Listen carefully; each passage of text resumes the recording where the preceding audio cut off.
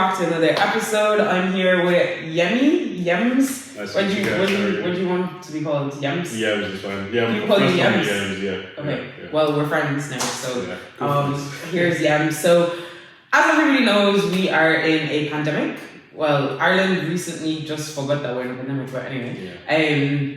So Yemi is actually. I'm gonna let you introduce yourself. Yeah. And then we'll delve into why you're here and what we're going to talk about. I should have briefed you, but I don't like briefing people because it's so natural. Because exactly, because then if you mess up, it's on you, not me. So no problem. Oh, jeez, no pressure.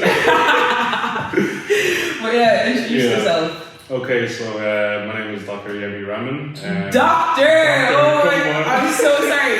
Guys, today, hey NESSER, I'm here with Dr. Yemi Rahman. I'm so sorry. I gotta use it. You have to. I suffer. You work for it. Like, go on. I'm so...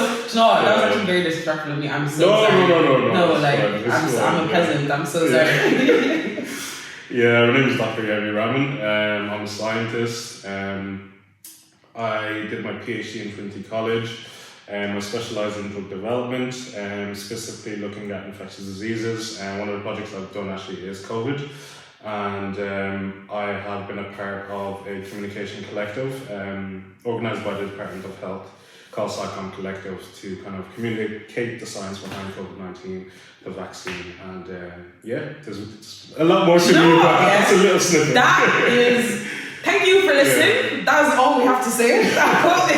Because literally you're just going through and that's going to talk about that, we're talking about that. But let's start that because that was where, like, I've seen like your fitness stuff before, but I think I'm putting my phone on, let's start. But I think the first part that I saw you was with the SciComm Collective. Yeah. Talk to me about that and how that got started out. Yeah.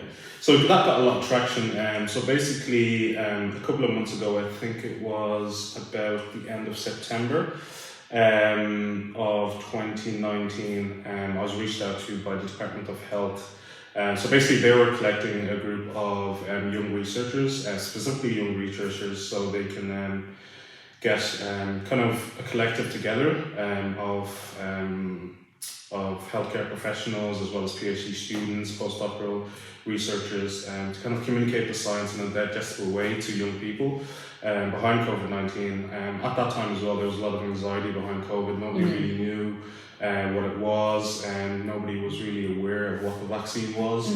I think the government as well are very bad when it comes to communication. So it was just kind of put out there that you need to get vaccinated, but people were unsure of why they need to get vaccinated, the actual science behind it. And I think our goal is to kind of give the science in a digestible way so people can make their own decision. Some people can't get vaccinated, some people can, but our job is to give people like that information so they can make the right decision. And how have you found that? Like that being your objective for the collective, have you found that you've been able to like proceed in that, or? Yeah, it's been tough because the main medium which we work through is social media. So we work through Instagram and TikTok because that's where a lot of young people are getting their news from. They're not getting their news from RT News or like the newspaper anymore. It's been hard because there's a lot of misinformation out there as well.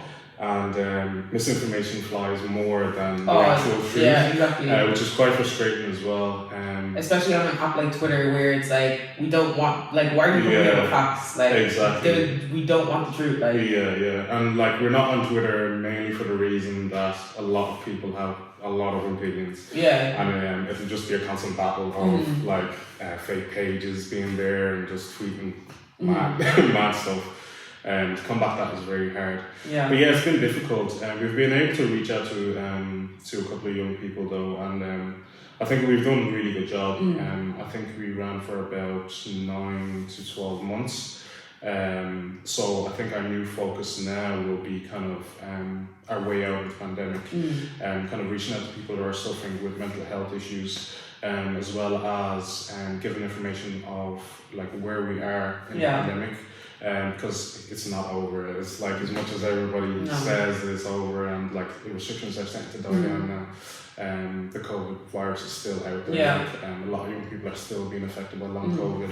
So these are things that we do need to talk about. There are a couple like simple, because I know you said that like we're literally 3 years into it and a lot of people there's still a lot of false information. Like there are people who just don't know, and people like older people who do rely on the news, and the health literacy of our government and a lot of governments unfortunately is terrible.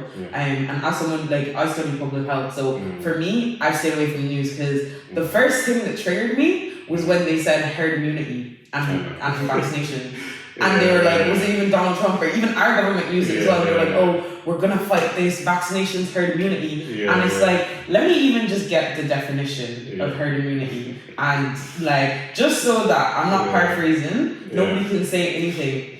Herd immunity occurs when a large portion of the community, the herd, becomes immune to a disease, making the spread of the disease from person to person unlikely. The reason why this is not possible with COVID is because there's risk of reinfection.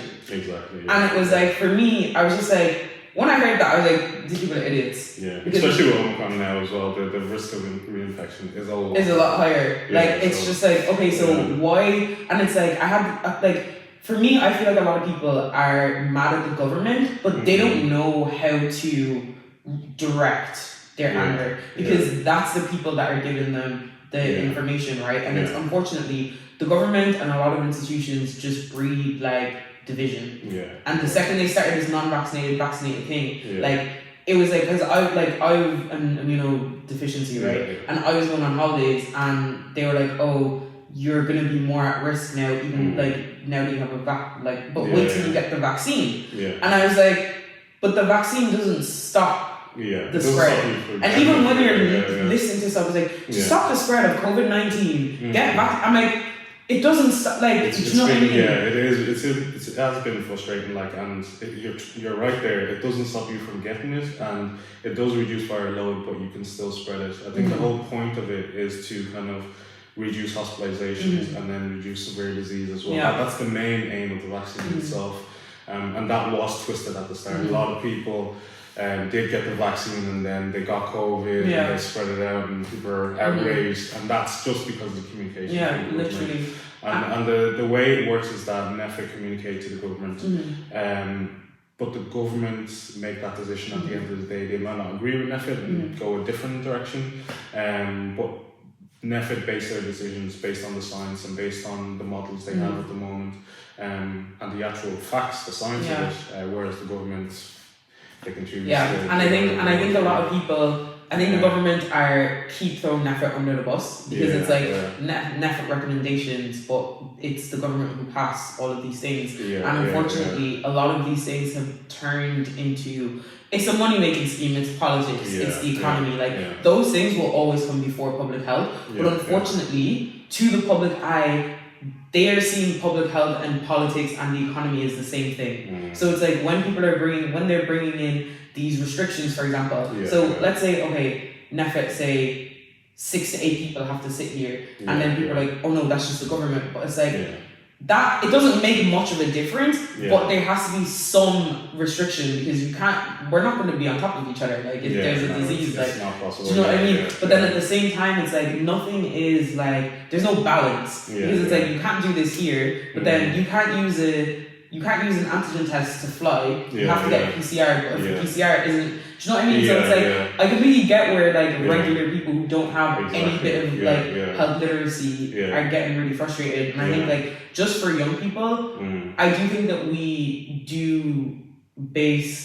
like misinformation. Misinformation is fun. Do you know what I mean? Like, so I think it's more interesting. Exactly. As annoying or as boring as it may be, I think we do need to have like a chance to talk about this in our own terms, in our own way. You've already started with a bit, but I'm gonna ask you a couple frequently asked questions, and they're simple questions, but I genuinely don't think people know the answers to these things. So the first thing, which is very prominent, is why are there more cases of, I know we've kind of touched it, but I want us to discuss a bit why there's more cases this year, even though like 80-something% of the population is vaccinated. Like, what would your opinions on that be? So for me, based on the science in itself, like as long as there's a population of people who aren't vaccinated, there will always be a chance for the virus to mutate. So for the virus to mutate, it needs a reservoir. So it needs time to be within a host. and the purpose of the vaccine is to limit that time. But as we know, a lot of young people will still mix within the population. Mixing is a natural part of life. So if there's a combination of people mixing as well as a combination of people who aren't vaccinated, will still cause virus mutate. And unfortunately, the virus we have now, they're more transmissible. So as we go from months to months, there's viruses that are mutating, becoming more transmissible. And I think that's why we have a lot of cases right now. I think the first wave we had, I think the peak was about 8,000 cases, and now we have a peak of about 10 to 20,000 cases. Like in this fifth wave alone, there's about 280,000 cases, and people are saying it is underrepresented as well, because not everybody is saying that they have it. Exactly. And unfortunately, the most important thing is that within our hospitalizations and within our ICUs, the proportion of our population that are vaccinated unvaccinated about 7%, and they represent about 50% of the people in ICU and who are unfortunately dying. Although in this country our death rates aren't as high, I think in this fifth wave there was about 60 deaths or so, which isn't too bad compared to other places in the world.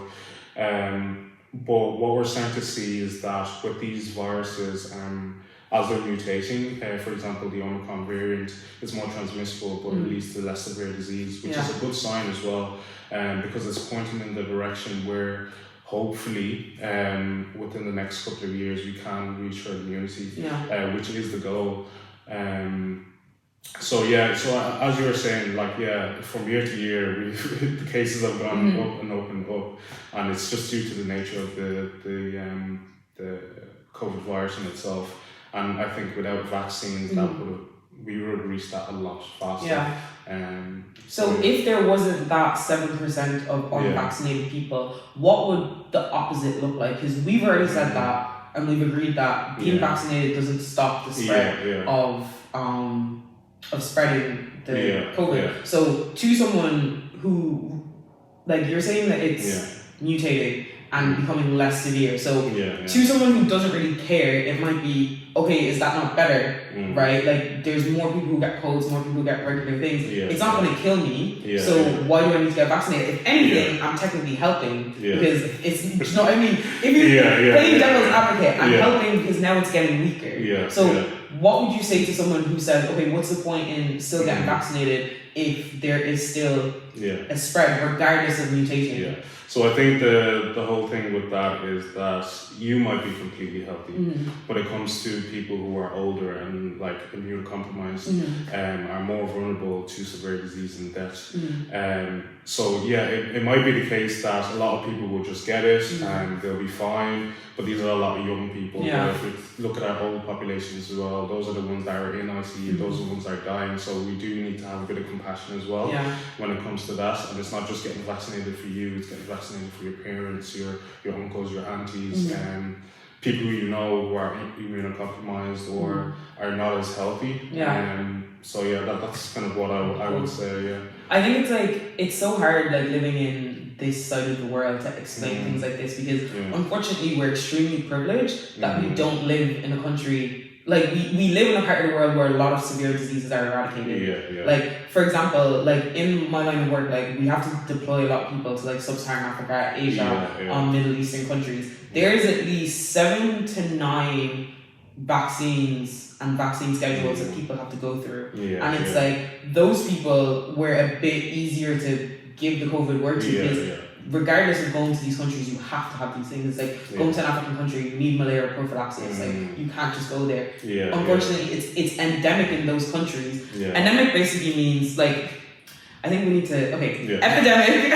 Epidemic is essentially when the amount of cases rises within one border. Pandemic across borders, essentially COVID, it's all over the world. Endemic means now it's just normal within these borders. So regular flu is endemic to Ireland. Malaria, for example, is endemic to Nigeria. People in that country will get malaria, but they're not going to freak out. But now, if the cases of malaria start to kill people, that's when it's going to become an epidemic again. So it's trying to explain these terms to people, but it's so take malaria for example. You're not gonna argue. A European should not argue with someone in an African country if we're telling you to take malaria prophylaxis, and you're like, oh no, malaria, it's just basically the flu, right? But people in Africa who've lived there their whole lives can definitely say that because they will react to it like the flu. Exactly. But then if you go there and you get it, the malaria is licking its lips.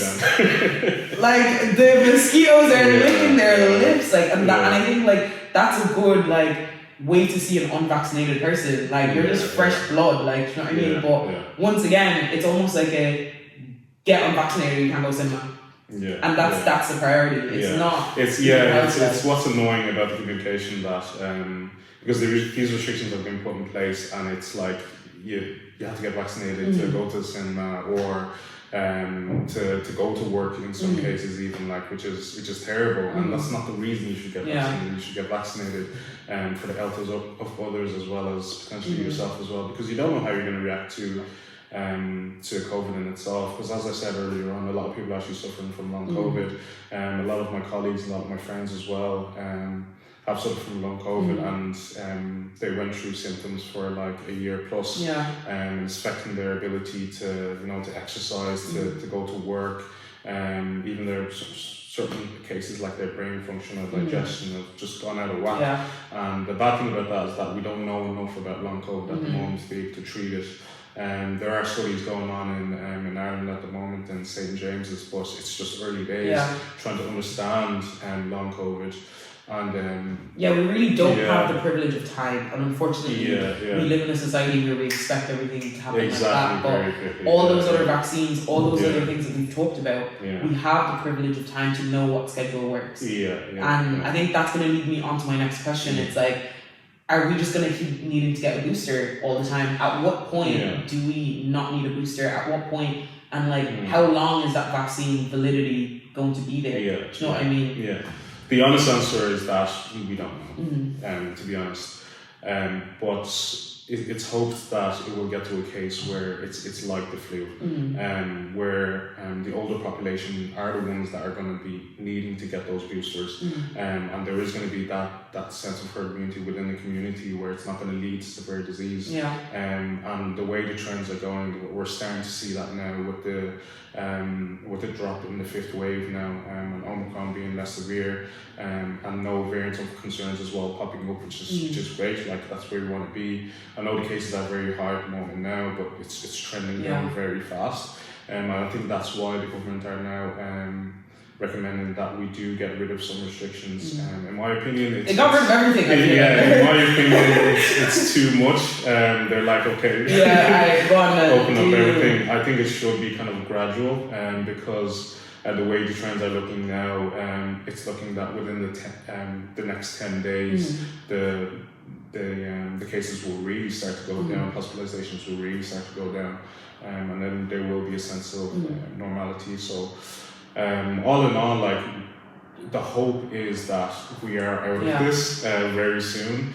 It might not be as soon as the government stage would but maybe within the next few months. And hopefully this time next year we're in a really good place. Feels like Groundhog Day. Say that after. I remember booking I have a group of Twitter friends. It was November or maybe start of December. We were like, we'll book flights for end of January. It has to be better by then. Locked in, locked down for Christmas, locked down for everything. And I have a couple of holidays booked as well. I don't know if they're happening, but I'm optimistic. I'm literally in the process of booking some now as well. But talking about restrictions and cases and stuff, if we're saying that it's more the whole point was to make less hospitalizations, then does it matter to keep looking at cases? Because cases is not reflective right now of the severity of it. So what's the point in all of these numbers? Because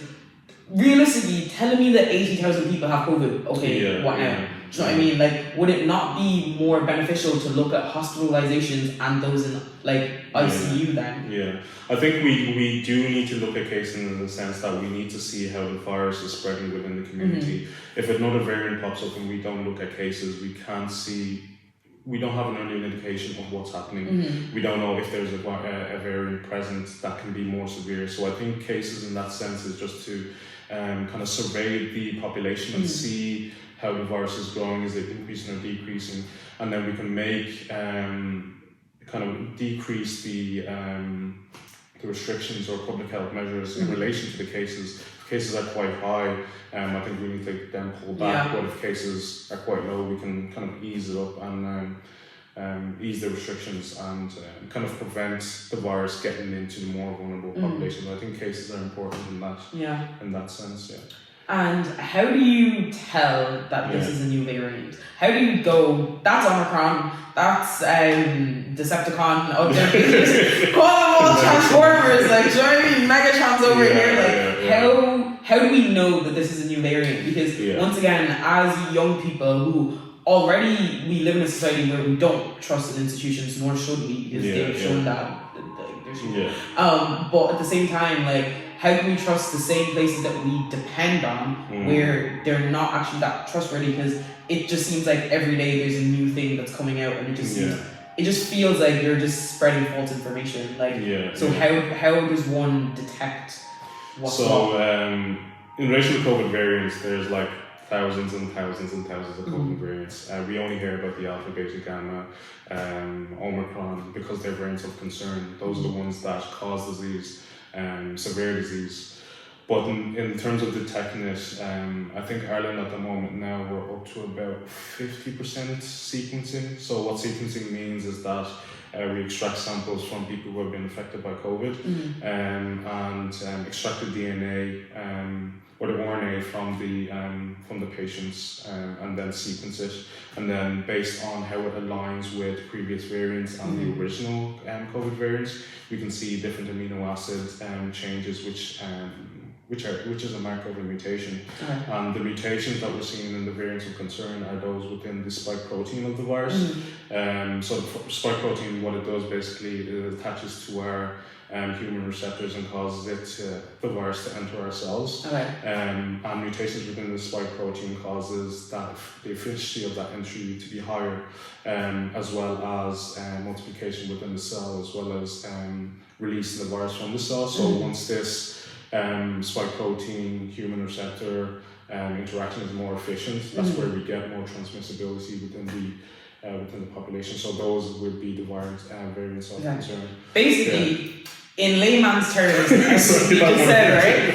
If you've ever watched the first Spider-Man, have you watched Spider-Man? When Peter gets bit, right, by those super spiders, right, there's a computer and all their DNA is spinning a certain way. The second Peter's DNA comes into that, it changes. So if you want to remember what he just said, because you don't need to know all these proteins, right? Just go watch the first Spider-Man. Oh, wait, 1 second. Are Marvel or Sony even paying me to promote? Anyway, go watch the first Spider-Man, and that's essentially what it is, right? It essentially looks different. It's just a different puzzle under a microscope, right? Exactly.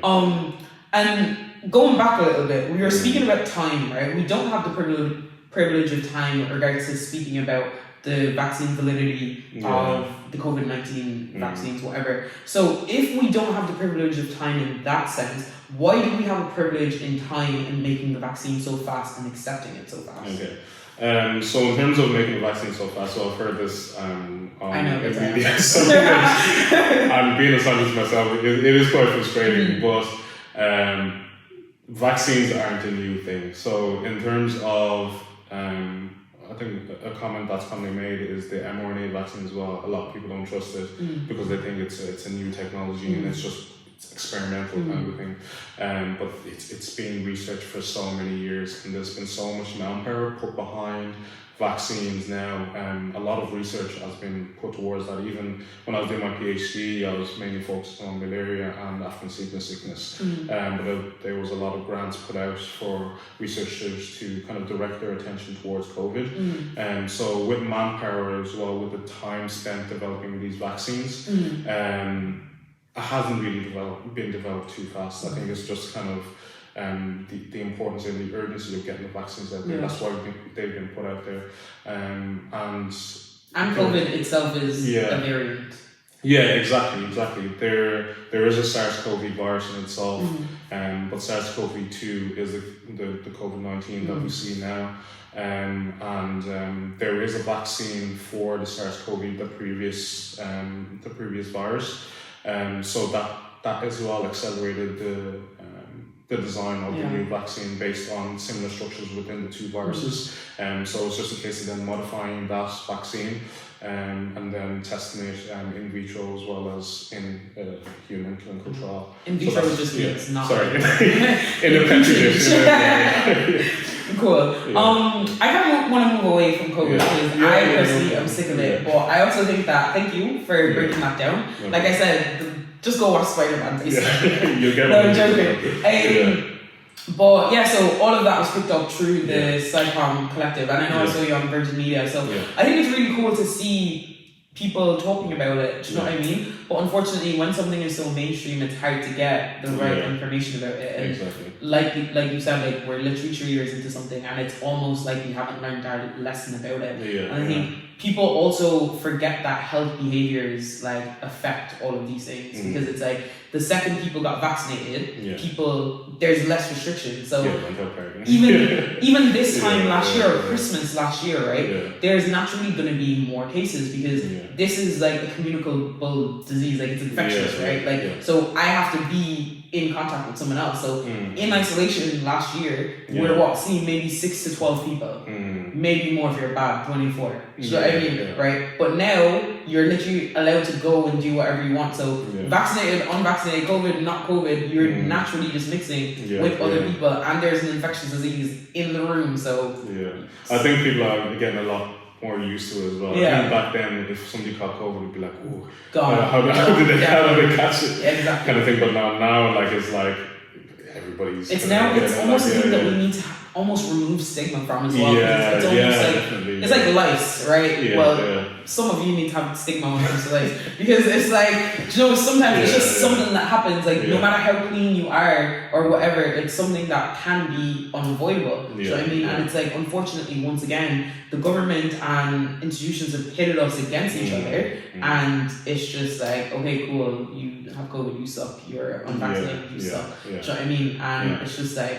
No, at the end of the day, like people have the right to make their own decision, like, and it's with an asterisk. I mean, like the right decision for them in the situation, and like one that's based on the actual facts, not one that's based on politics or what we're reading or seeing on social media, because there will be a lot of people out there that will take advantage of this as well. And they have, and I think for me, that is the most annoying thing, because like you said, like.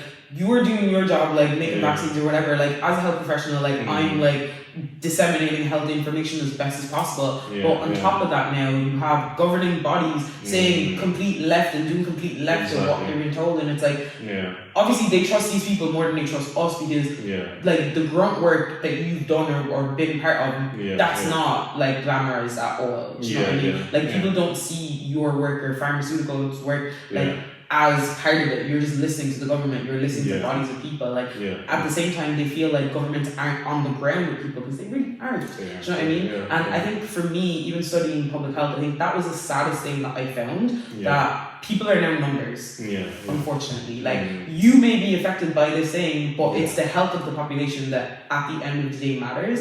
And we're saying 800 cases, we literally just said 60 deaths, like it's none. And it's not clinically significant, but it's significant to us. Do you know what I mean? And I think that's the worst thing. Like we've just changed people's lives to numbers and stats, and it's almost dehumanizing in a sense. And it's just to see the way society has gone is very like upsetting in that sense. But okay, let's go with well, to be fair, no, all of this is kind of stuff. Okay. Let's talk about big pharma, right? So you work with Pfizer. Okay, why did you want to go into pharmaceuticals in the first place? So, like, I think from secondary school, I kind of knew what I wanted to do. I went to school in Swords, very small school, North Dublin, and I had the opportunity to do a work experience in the NICB, so National Institute of Cellular Biotechnology, up in DCU. And I worked with some graduate researchers on some cancer research projects. that's when I kind of grew to love science. I was always good at biology and chemistry as well, but I think getting those experiences really kind of lit the fire and be like, yeah, this is what I want to do. And unfortunately as well, back then I didn't really see myself in a lab coat, especially because the experiences I had, there were no black researchers around. I didn't think this was something that like I could do, or if I did go and do, people would look at me like, oh, why is he over there or whatever. But sure, I didn't let that stop me anyway. I went on then to do medicinal chemistry in UCD. And from there, I went on to do my PhD in Trinity College then. That's where I grew to love drug development, and especially looking at infectious diseases, because these are diseases that kind of hit home as well. In the case of malaria, African sleeping sickness, a lot of the summers I spent in Nigeria as well. I got malaria as well. It's absolutely terrible. But just seeing people in Nigeria suffer from TB, suffer from malaria. Things that are eradicated over here. Exactly. Like, there's zero malaria. How does that make you feel? Because like when I started working for a humanitarian company, right, organization, the first thing as a black person that I think of is the history of these things with us, right? There's literally a lawsuit against Pfizer for meningitis in Nigeria. Like the CDC have done madness with African Americans, black people. So it's like, and the thing about it is these things are documented, right? It's not a conspiracy. Like while you're studying health, you're learning about these malpractice. So it's like it almost feels in a sense like obviously the point is to avoid malpractice, but at the same time it's almost like they're bigging themselves up because at the end of the day they did not pay out, or they still exist, these companies, right? And these lives are still hurt. So it's like, how do you balance that where you're trying to be that representation you didn't see, but at the same time, like the name of the people you might work for might be tainted for certain families that you might be connected to. So one of the reasons why, because making that decision when I finished my PhD to either stay in academia and kind of just pursue science in an academic institution versus going to industry, was specifically that. But what annoyed me about academia is that I did want to kind of go down the drug development route within academia and patent a few drugs that can actually save lives. But there's not enough there's not enough funding within academia to take projects that far. Because you could be making a lot of medicines that could be saving a lot of lives, but there is no backing. For example, malaria, I was working on, no company or institution in Europe is going to fund that. It's still not going to make money off it. Exactly. So and even I think that's why people were really upset about how quick COVID was. The COVID vaccine was made because it was just because it was, I'm sorry, like it was majority white lives at the start of it. Like I remember when black people told me we couldn't get it. I joke. We thought that we had like reparations. God had given us reparations. We literally thought black people were going to be out here doing whatever, chilling, right? But let's be honest, like it's because it's like, do you know what I mean? Sickle cell disease in England, for example, like people have to pay for drugs when it's under it's a what's the word? What's the word I'm looking for? It's a chronic disease. It's long term. A lot of chronic diseases are you get a medical card for it. Like the second like I got told like lupus, it's like okay, like I'm not paying $300 a month for medication. I did not choose to be sick. Do you know what I mean? Like, it's the same thing with sickle cell, but like you said, it's the representation and the percentages of people in the UK. Because at the end of the day, they are a business and they are looking to make money, and they're not going to invest in something that's basically not going to make them money, which is unfortunate. But I think my goal, while I am in the industry, is to make that difference. I am starting off in a drug development team, and my goal within the future is to basically lead that team as well and steer the company away from that direction and look at diseases that are in Africa that are not just present within Europe, like TB. They love testing on this. Exactly. But I think there needs to be something to make that change. You can't just keep complaining about the same issue. Yeah, exactly. Because at the end of the day, they have all the power. The people on top have all the power, and they don't look like us. They don't experience the same things we do. So I think we do need more people like us within that industry to make that change.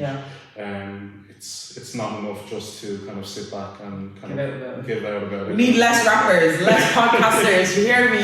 Hop on Yemi's thing. Yeah, hop on. I am. So like one of my initiatives right now is to.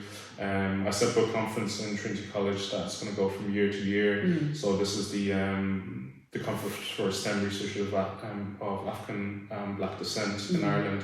And basically what it is that I get researchers, PhD students, postdocs, master's students to present their research in front of government bodies as well as research institutes, as well as companies like Pfizer, Intel, to kind of showcase their research and get Black and African researchers in those high positions within these companies so they can make a difference. Because we had the conference there last year, and there's so many brilliant researchers in Ireland that are Black, and it's amazing. These are people that you probably went to secondary school with or college with, but you kind of lose touch with them based on the institutions they go to, because there's only a few that actually are doing well in science. For example, UCD, Trinity, Cork. I'm looking for researchers as well. If you're African or Black and looking to present your research or if you're a PhD student, we'll be hosting our conference up in May. It's just your chance to kind of showcase yourself to pharmaceutical industries as well as technology industries. And research bodies as well. So that's it.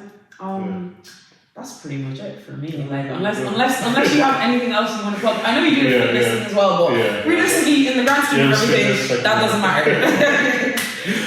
Okay, let's talk about that real quick. How did you get into fitness? Is that just part of? So fitness became a real thing for me when I started university, I think. Because it was tough. University, the course itself was really tough. Had a lot of pressure on me as well to do really well. So I think the gym was a really good outlet for me. I enjoyed it. And then I started being kind of more competitive towards it. I did about 2 bodybuilding competitions back in 2019, and then grew to love it from there. And then recently I just got my personal trainer certificate as well. Doctor, personal trainer, everything, and a model as well for it as well. What else do you want, guys? So I'm taking on a few clients now at the moment now as well, and kind of just taking a different approach towards fitness. Kind of cutting out all the bullshit you see on social media and stuff like that, and kind of helping people get to their fitness goals pretty much. That's it. Love to see it. Well, like I said, one of the reasons I have you here is because one, it's relevant, but two, like you said, it's important to see people like you in higher places. And I think being on Virgin Media News or being just on social media talking about important things, we joke about it that we need less rappers and stuff. People can be whatever they want to be first of all, but at the same time it's nice to see a change, and it's nice to see different things. And it's, like you said, there's someone in school trying to be something, and they're probably looking at something and looking that's not for me. That's not somewhere that I belong. Do you know what I mean? Whether it's from our own community telling them that, or it's from the wider community saying that you can't be part of this. So it's nice to see people breaking boundaries and making. Because I'd love to see a lot more African people, more black people within the science field as well. And I think some of the stares I've gotten walking into lecture halls and walking into these conferences. And it's almost why are you here? Kind of thing, because I'm the only one there. And I think there needs to be a lot more of that. And I do take pride in almost being one of the most intelligent ones in that room as well. There's a lot of pride that comes with that. And there is a lot of really, really good Black students within this country as well. I think the hustle when it comes to Nigerians and Africans different. Can't fail. What are you failing? What the hell? We have the ability to kind of to get these high positions within these companies and actually make a difference. Yeah. It's great. Well, thanks for coming, Yemi. Thanks for having me. Doctor. Anyway, guys, it's been Katie Nesser with Yams. I'm gonna put all the details as usual in the description. If there are any researchers, PhD people, scientists, that all of them, anybody like that's interested in anything he's talking about, or if you have any more questions, or even people that want to get fit, it's still January, like you guys can start on your resolutions, hit them up, and thanks for coming, and thanks for having me. bye guys, see you again.